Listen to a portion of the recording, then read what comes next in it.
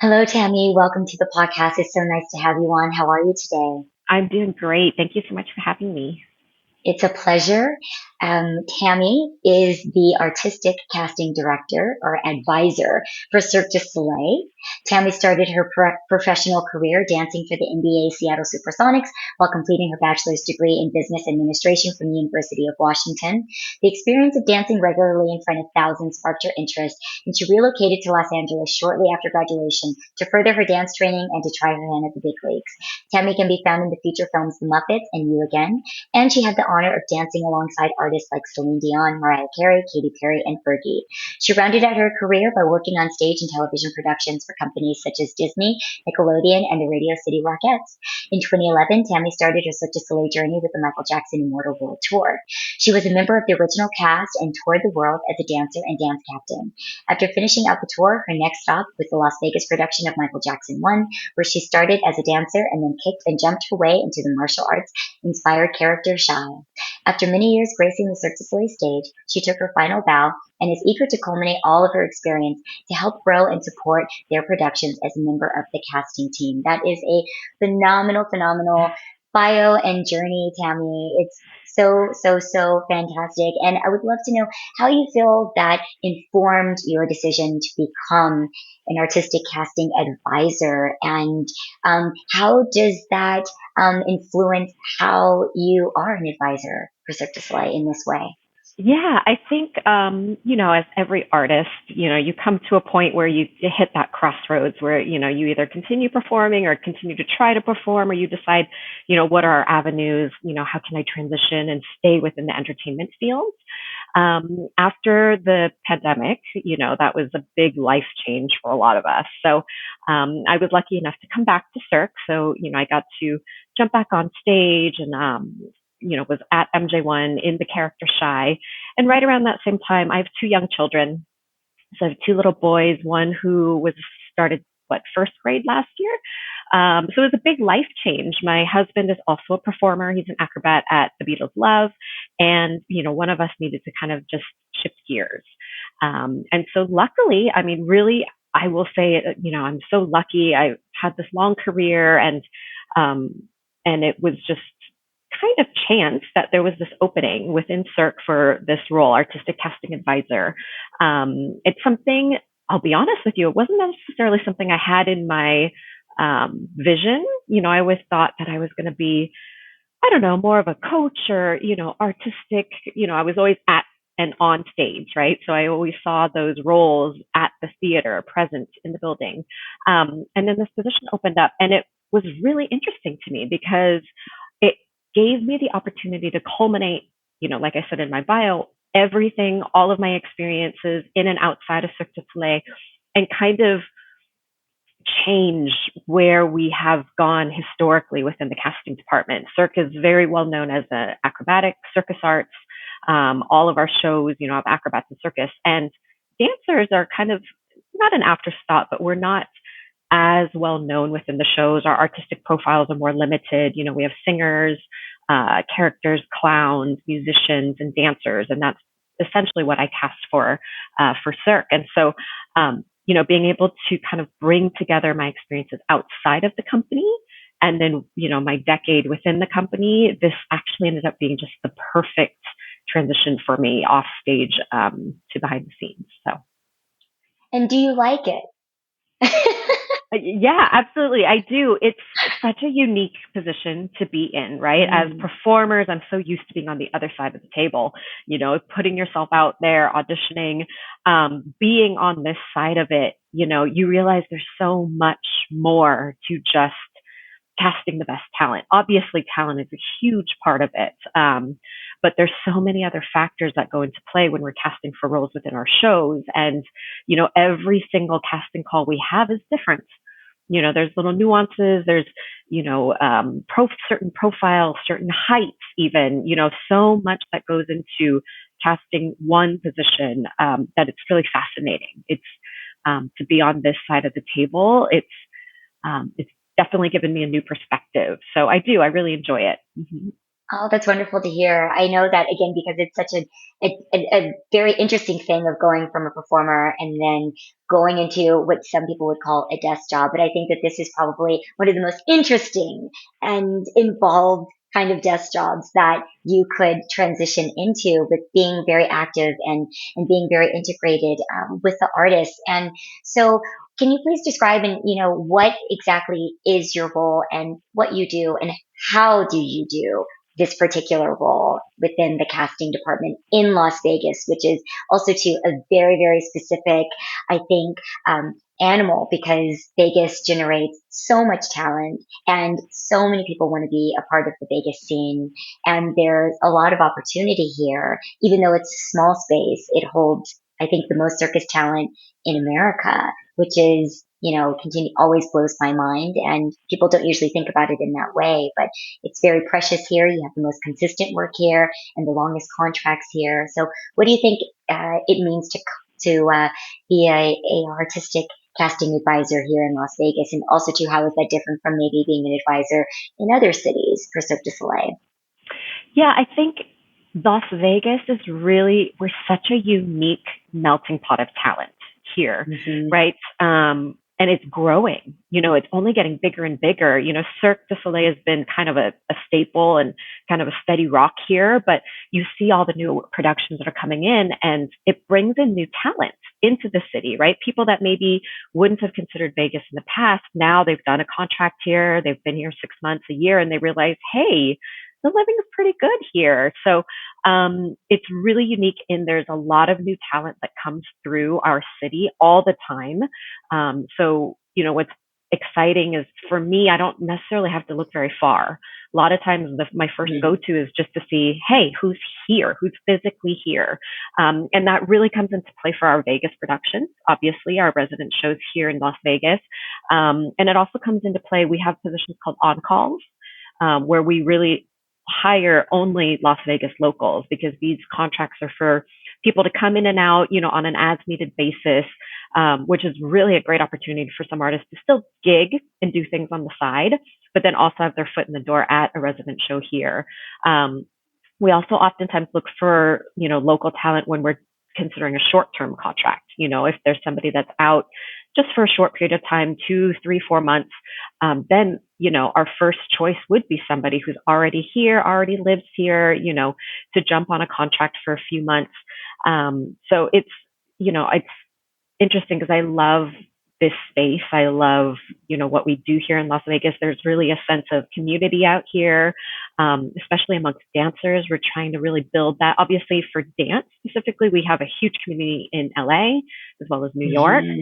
but Vegas is becoming a huge pool of talent. So it's really great. And it's nice for me because I do artistic casting, to kind of share with other dancers and, those kind of artistic disciplines that don't necessarily think of Cirque du Soleil as their first choice, or, it doesn't come to mind as it does for circus artists and acrobats. So, to really share and say, hey, there's opportunities here. And I also do artistic casting for our events and experiences outside of Las Vegas. So it also gives me the opportunity to, say, hey, we don't only cast for Vegas. I'm based here. And it's a great opportunity because when people come in and out of the town, I always say, hey, if you're here, let me know because then, maybe we can organize an audition at one of our shows, utilize the time that you're here in Vegas. Let me see you scout, at a dance class, something like that. So there's a lot of opportunities for me here in Vegas to be able to scout and cast, and be on the ground, and really be in touch with the artists and see artists face to face, not just virtually. Yes, which is so great. I mean, we've all gotten really used to doing so many virtual things. I audition virtually now all the time. Of course, I audition a lot in LA to go on set and to do stunts. And it's really wild to maybe not meet anyone until you book the job, which was, I mean, actually for circus, it could be done that way before. People would see your full act on a video, and you could present that way and then you would show up for the job, but definitely not for things like locally, like in LA, for like commercial work or movie work. You're usually going to be there. What are the steps that someone needs to take if they are interested in being in your orbit and being casted by you, Tammy? What do they need to do? What action do they need to take? What do they need to be prepared for? What is the process like? So first and foremost, I always say jump onto our website. So it's casting.circuscities.com and create an online profile. This is where we'll collect your basic information, your contact information. You'll upload your headshot, your resume, any demo reels. If you don't have a demo reel, then upload, clips or video footage that's current. This is very important. So make sure it's current footage. For artistic disciplines, I like to say, make sure we have a really full spectrum of what you're able to do, the different dance disciplines, acting disciplines, singing. If you play multiple instruments, make sure all of that is uploaded to your casting profile. The way it works for us is a member of our team in the respective disciplines, we will look at and review any footage that's uploaded to us. So make sure you actually upload footage. A headshot and a resume is not enough. We're 2023, so we need to see what you have, right? What you can bring to the table.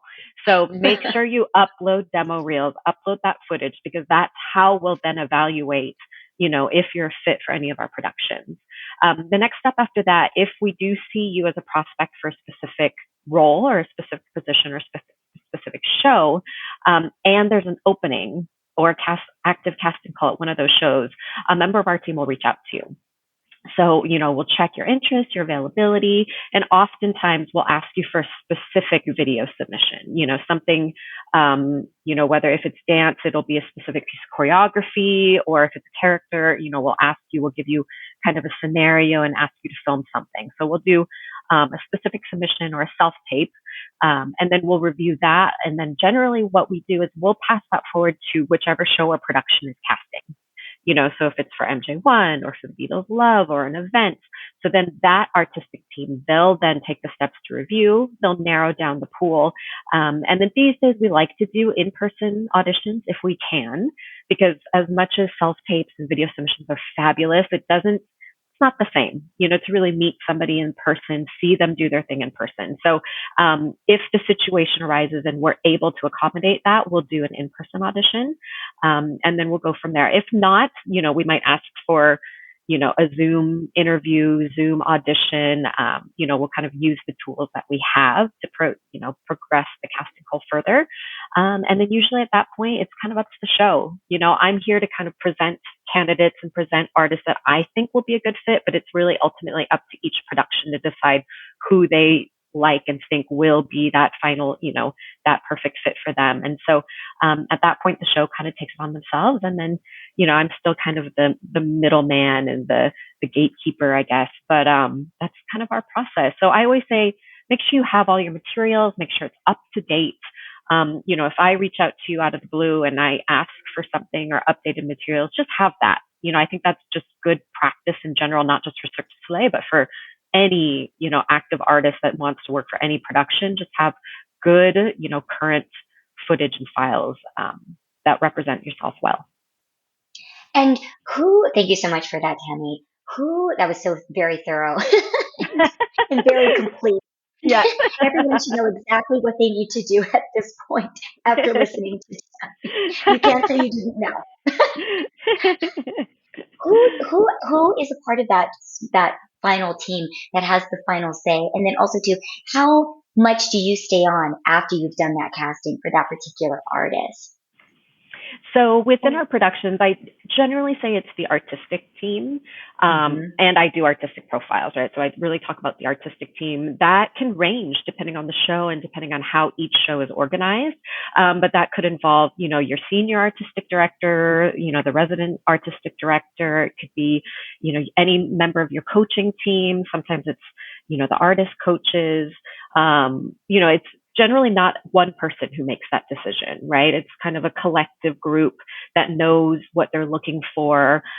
Even the wardrobe team, all of those people that will be involved in integrating that new artist oftentimes will have, something to say. So it's really a collective effort.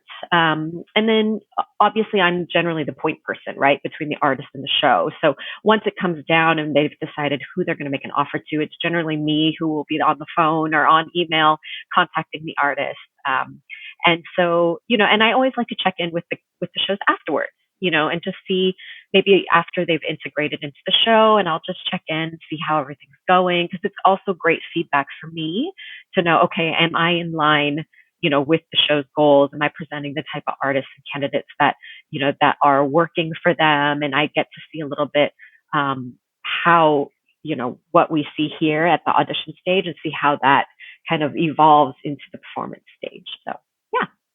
Yeah, that's great. And how is it casting so many different variations of talent? I find that also too fascinating. I think that's what most people would think of too, because they maybe think, oh, she just maybe cast one version of talent, but you have such a variety. So how is that done? And how do you gain perspective? And was that something unique for you that you were growing into, or did that feel like it was pretty easy from the get go of being able to do that and handle so many different types of talent? For me, for dance, dance disciplines, that came quite naturally. I'm lucky in that my background, my professional background, my training, I was quite versatile as a performer. So I studied a lot in all the different dance disciplines. So that was a bit of a natural progression for me now in this role because I've done so many different facets.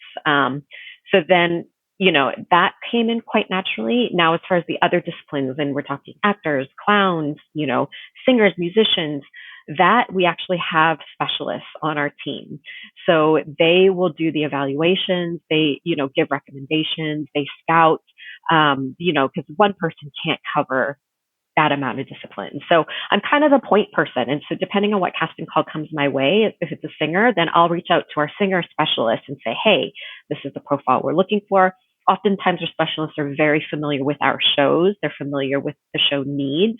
And they've already prospected people or they already know, oh, okay, for that role, I have, A, B, C, D, E options that I think are really great. So it's, even on my side, it's not one person. It's a team effort. So we have a lot of eyes and a lot of people on the ground for all the different disciplines to make sure that we're covered.